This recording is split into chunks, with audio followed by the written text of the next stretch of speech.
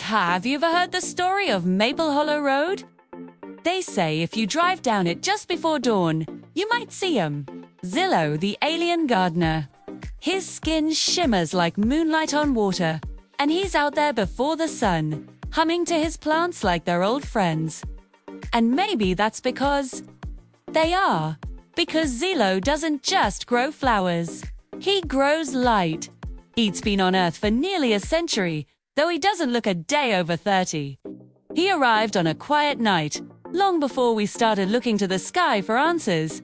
His ship crashed deep in the countryside, its engines burning out in a shower of gold dust. He could have repaired it, could have left. But something about Earth held him here, something messy, unpredictable, and heartbreakingly alive. So, he made a home, a little cottage behind an ocean of wildflowers. No technology, just soil, sunlight, and silence. Every morning, he'd walk barefoot through his garden, whispering to the soil. The plants loved him, twisting their stems to face him, swaying as he passed. Flowers bloomed in impossible colors, violets so deep it looked like space itself. But one corner of his garden always stayed empty, a small patch of bare earth that Zylo never touched. That was where he kept the memory of the last seed of light. The seed was a relic from his homeworld. Alaris, a planet that once glowed brighter than any star. His people were keepers of light, cultivators of energy that grew from emotion and connection. But Alaris fell, devoured by its own greed. The light turned toxic, consuming everything.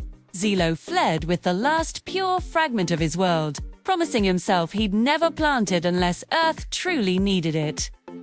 And for a long time, it didn't. He watched humans struggle, love, destroy, and rebuild, always finding a way to bounce back. But then came the drought.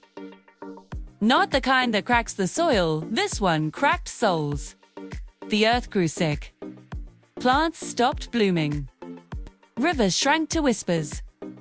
The sky hung dull and grey.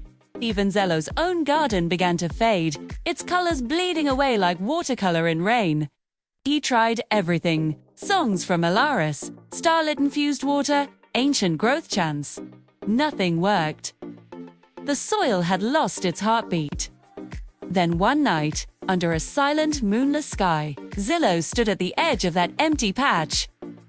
He held the silver seed in his palm. It pulsed faintly, like a dying ember begging for breath. He sighed, his voice trembling. "Maybe it's time," he said. One last bloom. He knelt and pressed the seed into the earth. The ground shivered, just enough to make the wind pause. Zylo placed his hands on the soil, whispering an old Illyrian phrase. From silence, sing. From shadow, shine. For a moment, nothing happened. Then, light began to spread from the soil like veins of gold, growing bright to leaf. A single sprout broke through the dirt, glowing white. It twisted upward into a tall stem crowned with a flower made entirely of light. Each petal shimmered like glass filled with sunrise. And when it opened fully, the world breathed again. Rain began to fall not from clouds, but from the light itself. Soft, golden rain soaked into the soil, reviving it.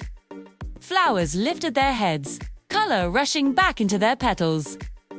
Trees burst into leaf. Rivers filled. The air shimmered with life. Zylo stood in awe, his silver skin reflecting the reborn world. But as the garden came alive, he noticed his hands beginning to fade. The light was consuming him, transferring his life force into the seed. He smiled softly. "Ah," he whispered. "So that's the price." He could have stopped it, but he didn't. Instead, he placed both palms on the glowing flower and said, "Grow brighter, my friend. The world still needs you." The flower pulsed once, twice, and then exploded in a burst of golden light that rippled across the sky. When it faded, Zylo was gone. The next morning, the people of Maple Hollow found the most beautiful garden they'd ever seen. Flowers of light swayed where Zylo's cottage once stood. And right in the center stood that radiant flower, still shining. They called it the light bloom, and it never wilted. Some nights, when the wind moves through the petals just right, villagers swear they can hear a voice, gentle and warm, whispering through the leaves. From silence, sing.